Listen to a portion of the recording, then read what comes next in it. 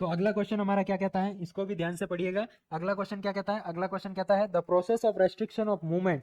क्या कहता है, process of restriction of movement of a person who have come in contact with diseased person is called as, है ना, कि कोई पर्सन है जो एक डिजीज पर्सन है ना, जैसे कि हमने कोरोना नाम की बीमारी अभी थोड़े दिन पहले बहुत चर्चा में रही थी, उसके बारे में पढ़ते हैं, है ना। तो यदि कोई व्यक्ति किसी डिजीज पर्सन के कांटेक्ट में आ जाए, है ना, कोई नया आदमी किसी डिजीज पर्सन के कांटेक्ट में आ जाए, तो उसको जो मूवमेंट रेस्ट्रिक्शन करना है या उसको बाकी लोगों से अलग करना है, उस प्रोसेस को क्या कहते हैं। तो पहला ऑप्शन क्या कहता है, क्या सर्विलेंस कहते हैं उसको, एक्टिव सर्विलेंस कहते हैं, क्या उसको क्वारंटाइन कहते हैं, या उसको आइसोलेशन कहते हैं, या उसको पैसिव सर्विलेंस कहते हैं। तो हमें क्या दिए हुए हैं, यहाँ चार ऑप्शन दिए हुए हैं। कितने ऑप्शन दिए हुए हैं, चार ऑप्शन।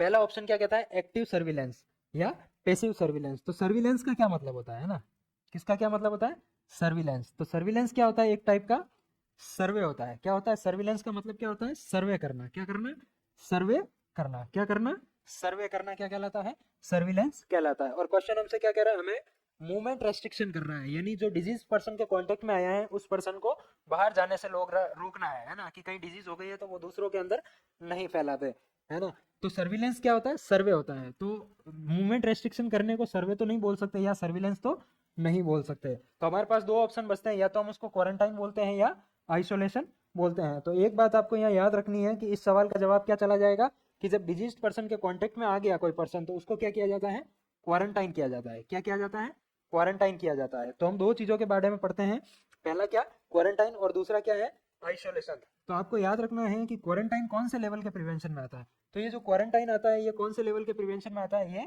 प्राइमरी प्रिवेंशन में आता है। किसके अंदर आता है, प्राइमरी प्रिवेंशन के लेवल में आता है,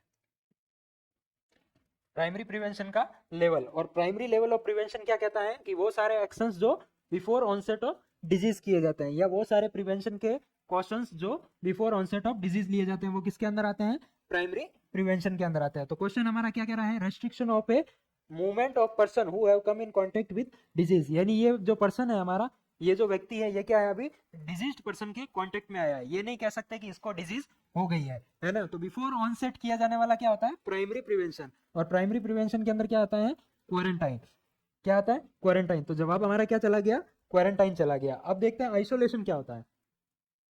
आइसोलेशन क्या होता है, तो आइसोलेशन क्या होता है, सेकेंडरी लेवल ऑफ प्रिवेंशन में आता है। किस में आता है, सेकेंडरी लेवल ऑफ प्रिवेंशन के अंदर आता है आइसोलेशन। और आइसोलेशन किसके अंदर किया जाता है, डिजीज के अंदर, यानी जिसको डिजीज हो चुकी है, डिजीज के अंदर किया जाता है। किसके अंदर किया जाता है, डिजीज पर्सन के अंदर किया जाता है, जिसको डिजीज हो जाती है। तो आपको दोनों पॉइंट याद रखने हैं, कि एक क्या होता है, क्वारंटाइन, दूसरा क्या होता है, आइसोलेशन। तो जो क्वारंटाइन होता है वो किस लेवल ऑफ प्रिवेंशन में आता है, तो वो प्राइमरी लेवल ऑफ प्रिवेंशन में आता है। और जो आइसोलेशन होता है वो कौन से टाइप का प्रिवेंशन है, तो वो सेकेंडरी लेवल का प्रिवेंशन है। अब जो क्वारंटाइन होता है वो क्या होता है, कि जो व्यक्ति किसी के डिजीज पर्सन के कांटेक्ट में आ गया है ना, तो अब उसको डिजीज को आगे और कांटेक्ट में आने से रोकने के लिए, यानी अभी हमें पता नहीं है कि इस मरीज के अंदर बीमारी है, यानी जिस मरीज के अंदर बीमारी नहीं हुई है और उसको सिर्फ कांटेक्ट में आने पे ही हमने उसका मूवमेंट रेस्ट्रिक्शन कर दिया, तो वो किसके अंदर आता है, वो प्राइमरी लेवल ऑफ प्रिवेंशन के अंदर आता है। किसके अंदर आता है, क्वारंटाइन कहलाता है। क्या कहलाता है, क्वारंटाइन कहलाता है। दूसरा जो आइसोलेशन, आइसोलेशन बीमार व्यक्ति में किया जाता है, यानी जिसको बीमारी हो चुकी है